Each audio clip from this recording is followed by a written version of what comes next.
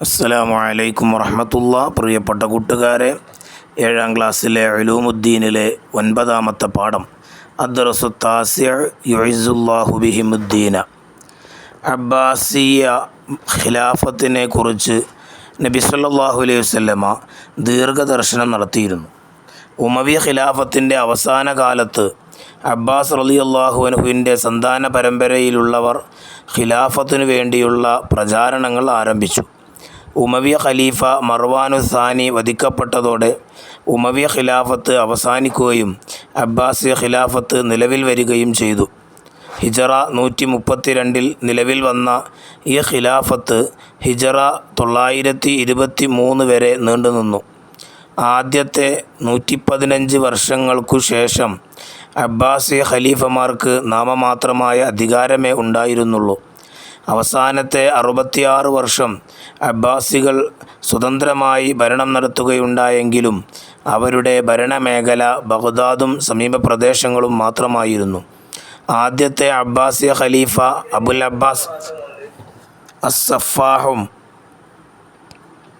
അവസാനത്തെ ഖലീഫ അബ്ദുല്ലാഹിൽ മുഅ്തസിം ബില്ലാഹിയും ഏറ്റവും പ്രശസ്തനായ ഖലീഫ ഹാറൂൻ റഷീദുമാണ്.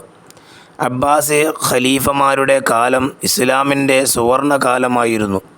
മതവിജ്ഞാനങ്ങൾ, കലാസാഹിത്യം, സയൻസ്, ഫിലോസഫി, കൃഷി, വ്യവസായം എന്നിവയിലെല്ലാം അക്കാലത്ത് വൻ പുരോഗതിയുണ്ടായി. അബ്ബാസി യുഗം വിജ്ഞാനത്തിൻ്റെയും ശാസ്ത്രത്തിൻ്റെയും യുഗമായിരുന്നു എന്നു പറയാം. നിരവധി വിദ്യാഭ്യാസ കേന്ദ്രങ്ങൾ സ്ഥാപിതമായി. തലസ്ഥാനമായ ബഗ്ദാദിൽ മാത്രം 1000-ലധികം മദ്രസകളും 30 ദാറുൽ ഉലൂമുകളും 20 ഉന്നത വിദ്യാഭ്യാസ സ്ഥാപനങ്ങളും ഉണ്ടായിരുന്നു. ലോകത്തെ ആദ്യത്തെ യൂണിവേഴ്സിറ്റിയായ അൽ അസ്ഹർ സ്ഥാപിതമായതും അബ്ബാസി കാലത്താണ്. പണ്ഡിതന്മാർക്കും ശാസ്ത്ര പ്രതിഭകൾക്കും അന്ന് വലിയ സ്ഥാനം ലഭിച്ചിരുന്നു. ഹനഫി, മാലിക്കി, ഷാഫിഈ, ഹംബലി മദ്ഹബുകൾ ക്രോഡീകരിക്കപ്പെട്ടത് അബ്ബാസി കാലഘട്ടത്തിലാണ്. പ്രധാന ഹദീസ് ഗ്രന്ഥങ്ങളെല്ലാം ക്രോഡീകൃതമായതും ചരിത്രശാഖയിലെ പ്രധാന ഗ്രന്ഥങ്ങൾ രചിക്കപ്പെട്ടതും ഇക്കാലത്തു തന്നെ. വൈദ്യം, ഗണിതം, രസതന്ത്രം, തത്വചിന്ത തുടങ്ങിയ വിജ്ഞാന ശാഖകൾക്കും ഈ കാലഘട്ടത്തിൽ വലിയ പുരോഗതിയുണ്ടായി. അതുപോലെ അറബി സാഹിത്യവും അബ്ബാസി യുഗത്തിൽ വികസിതമായി. അക്കാലത്ത് ജീവിച്ച ചില മഹാന്മാരും അവരുടെ ചില ഗ്രന്ഥങ്ങളും വിജ്ഞാന ശാഖയും നമുക്ക് പരിചയപ്പെടാം. അൽ ഇമാം അബൂ ഹനീഫ റളിയല്ലാഹു അൻഹു അൽ അഖീദ അൽ ഫിഖ്ഹുൽ അക്ബർ, അൽ ഇമാം മാലിക് റളിയല്ലാഹു അൻഹു അൽ ഫിഖ്ഹ് അൽ ഹദീസ് അൽ മുവത്ത, അൽ ഇമാം ഷാഫിഈ റളിയല്ലാഹു അൻഹു അൽ ഫിഖ്ഹ് ഉസൂലുൽ ഫിഖ്ഹ് കിതാബുൽ ഉമ്മ അർ റിസാല, അൽ ഇമാം അഹ്മദ് റളിയല്ലാഹു അൻഹു അൽ ഹദീസ് അൽ ഫിഖ്ഹ് അൽ മുസ്നദ്, അൽ ഇമാം ബുഖാരി റളിയല്ലാഹു അൻഹു അൽ ഹദീസ് സ്വഹീഹുൽ ബുഖാരി, അൽ ഇമാം മുസ്ലിം റളിയല്ലാഹു അൻഹു അൽ ഹദീസ് സ്വഹീഹ് മുസ്ലിം, അൽ ഇമാം തൊബരി റളിയല്ലാഹു അൻഹു അൽ തഫ്സീർ ജാമിഉൽ ബയാൻ, ഇബ്നു സീന അത്തിബ് അൽ ഖാനൂൻ ഫി തിബ്, അൽ ഫാറാബി അൽ ഫൽസഫ ഇസ്ബാത്തുൽ മുഫാറഖാത്ത്, അബുൽ അലാഇൽ മഅരി അശ്ശിഅർ ദീവാനുൽ മഅരി, അൽ ജാഹിദ് അന്നസർ കിതാബുൽ ബുഖലാ, അബ്ദുൽ മലിക് ഇബ്ൻ ഹിഷാം അസ്സിറ സിറത്തു ഇബ്ൻ ഹിഷാം, അൽ ഖുവാറസമി അൽ ഹിസാബ് കിതാബുൽ ജബർ, അൽ മസ്ഊദി അത്താരീഖ് മുറൂജുൽ ദഹബ്, ഇബ്നു അൽ ഹൈസം അൽ ഫീസിയ കിതാബുൽ മനാളിർ, സീബവൈഹി അന്നഹ്വ് അൽ കിതാബ്, ഖലീൽ ഇബ്ൻ അഹ്മദ് അൽ ഫറാഹിദി അൽ മുഅ്ജം കിതാബുൽ ഐൻ, ഇബ്നുൽ ബൈത്വാർ ഇൽമുൽ അഹിയാ കിതാബുൽ ജാമിഅ, ജാബിർ ഇബ്ൻ ഹയ്യാൻ അൽ കീമിയാ. ഇനി നമുക്ക് അതിൻ്റെ വർക്ക് ബുക്ക് നമുക്ക് നോക്കാം. അദ്ദർസു താസിഅ യുഇസ്സുല്ലാഹു ബിഹിമുദ്ദീൻ. നെസ്വലു ചേരുമ്പടി ചേർക്കുക. 1 അൽ ഇമാം അബൂ ഹനീഫ റളിയല്ലാഹു അൻഹു, ഡി ആണ് ഉത്തരം, അൽ ഫിഖ്ഹുൽ അക്ബർ. അൽ ഇമാം ഷാഫി റളിയല്ലാഹു അൻഹു, സി ആണ് ഉത്തരം, അൽ കിതാബുൽ ഉമ്മ. 3 അൽ ഇമാം അഹ്മദ് റളിയല്ലാഹു അൻഹു, എ ആണ് ഉത്തരം, അൽ മുസ്നദ്. 4 അൽ ഇമാം മാലിക് റളിയല്ലാഹു അൻഹു, ബി അൽ മുവത്ത. രണ്ടാമത് കാണാം ജാമിഉൽ ബയാൻ, സി.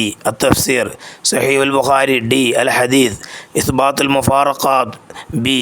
Al ഫൽസഫ, ദീവാനുൽ മഅരി, A. അശ്ശിഅർ. രണ്ടാമത്തെ വർക്ക് കാണാം നഖ്താർ സ്വഹീഹ്, ശരിയായത് തിരഞ്ഞെടുക്കുക. കിതാബുൽ ബുഖലായിൻ്റെ രചയിതാവ് ഇബ്നു സീന, അൽ ഫാറാബി, അൽ ജാഹിൽ. ഉത്തരം അൽ ജാഹിൽ. 2 ഗണിതശാസ്ത്രത്തിലെ ഒരു ഗ്രന്ഥം കിതാബുൽ ജബർ, മുറൂജുൽ ദഹബ്, കിതാബുൽ മനാദിർ, കിതാബുൽ ജബർ. 3 അൽ കീമിയ എന്ന ഗ്രന്ഥത്തിലെ ഉള്ളടക്കം കെമിസ്ട്രി, ബയോളജി, ഫിസിക്സ്, കെമിസ്ട്രി. മൂന്നാമത്തെ വർക്കാണ് നുജീബ്, ഉത്തരം എഴുതുക. ഉമവിയ ഖിലാഫത്ത് അവസാനിക്കാൻ കാരണമെന്ത്? ഉത്തരം ഉമവിയ ഖലീഫ മർവാൻ ഉസാനി വധിക്കപ്പെട്ടതോടെ. 2 അബ്ബാസിയ ഖലീഫമാരിൽ ഏറ്റവും പ്രശസ്തൻ ആര്? ഉത്തരം ഖലീഫ ഹാറൂൺ റഷീദ്. 3 അബ്ബാസി ഭരണകാലത്ത് വൻ പുരോഗതിയുണ്ടായി എന്തിലെല്ലാം? ഉത്തരം മതവിജ്ഞാനങ്ങൾ, കലാസാഹിത്യം, സയൻസ്, ഫിലോസഫി, കൃഷി, വ്യവസായം. 4 അബ്ബാസി കാലഘട്ടത്തിൽ ക്രോഡീകരിക്കപ്പെട്ട മദ്ഹബുകൾ ഏതൊക്കെ? ഹനഫി, മാലിക്കി, ഷാഫിഈ, ഹംബലി. ഇനി 4ാമത്തെ വർക്കാണ് തഖ്സീസ്. 1 അബ്ബാസി ഭരണകാലത്തെ വിജ്ഞാന വിപ്ലവങ്ങൾ എന്ന വിഷയത്തിൽ ഉപന്യാസം തയ്യാറാക്കുക. ഇനി 2 പരിസരത്തുള്ള ഒരു കുത്തുബ്ഖാന സന്ദർശിച്ച് അനുഭവക്കുറിപ്പ് തയ്യാറാക്കുക. അതിൽ തഖ്സീസ് നമ്മൾ ഒന്നാമത്തെ അത് നമ്മൾ തയ്യാറാക്കണം.